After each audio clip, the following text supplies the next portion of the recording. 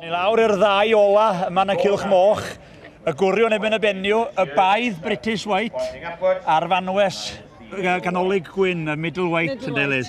Middleweight. Catherine Nicholas ar British Slop a Nick a Emily Paddock ar middleweight, y prif bencampwriaeth. Ie, dwi ddim yn edrych fel maen nhw'n ar un oed ran, ond oedd y ddau yn cael ei geni eleni, mis Ionawr. So ti'n gweld y gwahaniaeth rhwng y ddau bryd. So a middleweight ydy'r gosa fan hyn. Be di'r rhinweddau'r bryd yma? Wel, mae'r middleweight, mae'n bryd traddodiadol. Mae'n gallu tyfu yn eitha araf pan ti'n cymharu i'r British Slop. Dyna pam mae yna wahaniaeth rhwng y ddau yma. Mae'r middleweight, ti'n gweld y trwyn, a'r pethau mwy distinctive. Trwyn flat. Pobl yn edrych fel mae di redig mewn i drws neu rhywbeth. Mae'n pug o'r byd y moch yn dydyn? Mae'n edrych fel pug, ynddi? Ie, mae'n rhaid i ddweud. A British Slop wedyn yn y... Mae British Slop, mae'n mochyn eitha hir am fochyn. Wrth gwrs, mae hon fan hyn yn eitha ifanc, so mae lot o dyfiant i fynd. Ond ti'n gweld y clustia reit dros y llygad.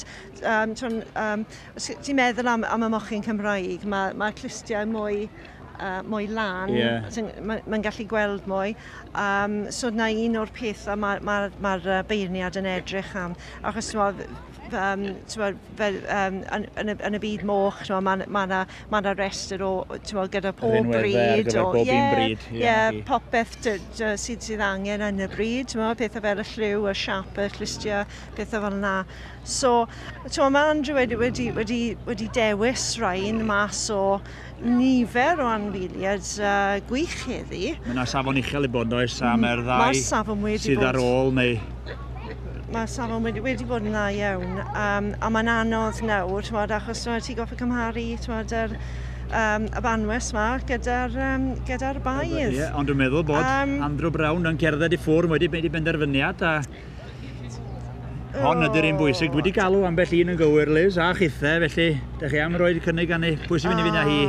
Sa'n ni'n mynd am y middleweight yn roed, ond... Y baedd middleweight, yr un bychan gosat yn ei fan hyn, gawn ni weld os ydych chi'n gywir. Gawn ni weld. Ai am y British Slop? Beth yn gwybod beth mae Andrew Brown yn meddwl. Dwi wedi hoffi'r British Slop na o'r cychwyn, felly efo Catherine Nicholas yn hyn. Ie, ti wedi cael llygad ar y British Slop, yn ti? Os ai byth ddewn i moch, falle fydda i na atgyfnerthu'r British Slop sydd ai.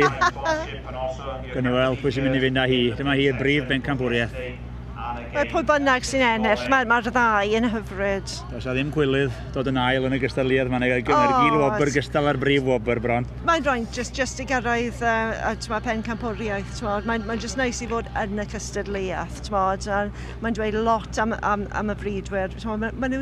Maen nhw'n gweithio'n galed trwy flwyddyn i gael rhywbeth fel hyn. Mae'r cynllunio yn mynd... Dyma ni yn oddwyr pa un sydd efo'r wobr gyda.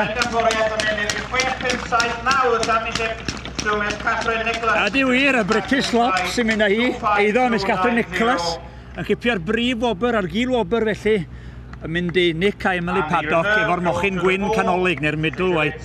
Llongyfarchiadau mawr i'r ddau ohonyn nhw.